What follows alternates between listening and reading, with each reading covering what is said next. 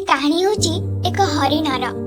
गोटे थर गोटे हरिण पानी खोज रे बुलुतिला, भटकुतिला एपटरू सेपटकू। बहुत शोष लागुतिला से हरिण को। बहुत समय भटकुतिला पानी खोज रे, किंतु ताको पानी कोठी भी मिलु नथुला।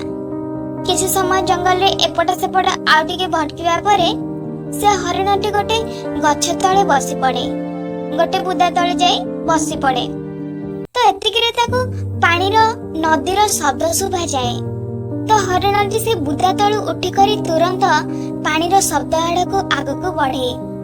से जेतेबेले देखे कि ता आगरे गोटे बहुत बड़ नदी, तो जेमिति ही हरिणटी से नदी को देखे तो से बहुत खुशी हो जाए, मान के ताको जेमिति गोटे नुआ जीवन मिल जाइछि। से तुरंत दौड़ी करी से नदी पाखक जाए, आ जेमिति ही पानी पीवा पाई निजर मुंड नदी को नुआई दिए, तो तार नजर निजर डाहाण पार्श्व पड़े। से जेमिति ही निज राइट को देखे तो ताको शिकारी देखा जाए, जे कि निशाना लगे कर छिड़ा होई थाए।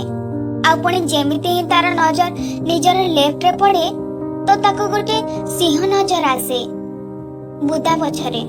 एबे हरिण पानी फाणी सबू भूली जाए, किछि भी रहे नाही ता मुंडरे, शोष हेका किछि भी रहे नाही ता मुंडरे।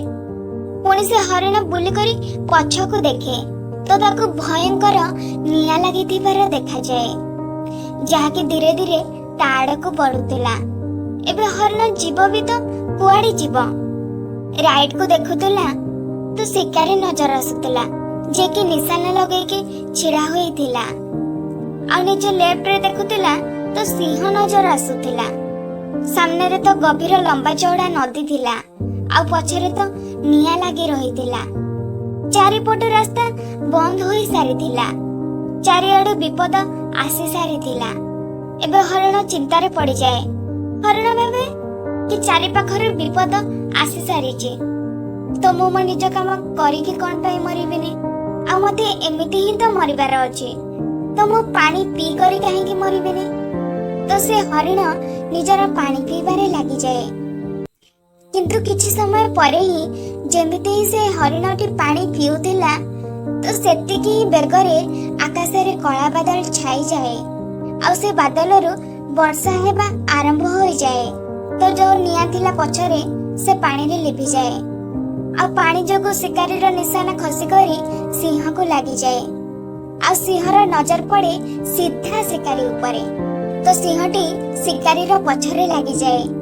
जेमिति हरिणटी पानी पीवा परे निजर मुंड ऊपर को उठाए तो से निज राइट रे देखे, ताको शिकारी केउठी भी देखा जाए नाही। से निज लेफ्ट रे देखे, ताको सिंह भी देखा जाए नाही। से पछको बुली करी देखे कि जो निया लागि थिला से भी लिपि जाई थिला।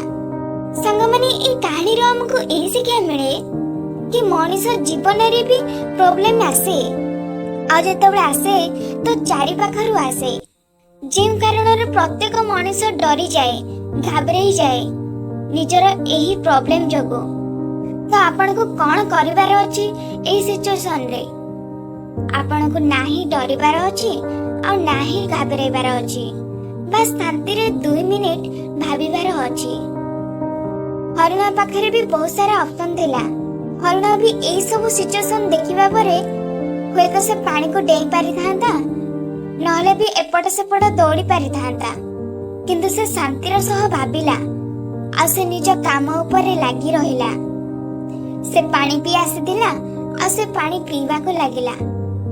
मनुष्य भी निज काम ठारू अल्प ही दूर रे रही थाए, किंतु ताको विपद देखा जिबा आरंभ होई जाए। घरर प्रॉब्लम, पैसार प्रॉब्लम, जे कारण रे से किछि भी करि पारे नाही, घाबरेई जाए, डरी जाए। किंतु आपण को नाही घाबरेइबार अछि आ नाही डरिबार अछि, बस आपण को आपण को काम उपरे लागि रहिबार अछि। मोर संग माने आशा करूची कि ए कहानीटी आपण को पसंद आसीथिबो। केबे भी यह भाबंतु नाही कि ए दुनिया कोन कहिबो, करिगला तो गोटे दिन ए दुनिया आपण को देखिबो। तो जदि आपण ए कहानी को आहुरी भी लोकन पाखकु पठेबा को चाहती, तेबे वीडियो को लाइक करंतु। ଯାହାଦ୍ୱାରା ୟୁଟ୍ୟୁବ ଏ କାହାଣୀକୁ ଆହୁରି ବି ଲୋକଙ୍କ ପାଖକୁ ପଠାଉ। ଆଉ ଯଦି ଆମ କାହାଣୀ ଭଲ ଲାଗିଛି ଆଉ କିଛି ଶିଖିବାକୁ ମିଳିଛି ତେବେ ଆମ ଚ୍ୟାନେଲକୁ ସବସ୍କ୍ରାଇବ୍ ନିଶ୍ଚୟ କରନ୍ତୁ। ତ ମୁଁ ମିଶୁଛି ଆପଣଙ୍କ ସହ ନେକ୍ସଟ କାହାଣୀରେ। ସେ ପର୍ଯ୍ୟନ୍ତ ଅପେକ୍ଷା କରନ୍ତୁ ଆଉ ଖୁସିରେ ରୁହନ୍ତୁ ଆଉ ଜୀବନରେ ଆଗକୁ ବଢ଼ନ୍ତୁ। Wish you all the best.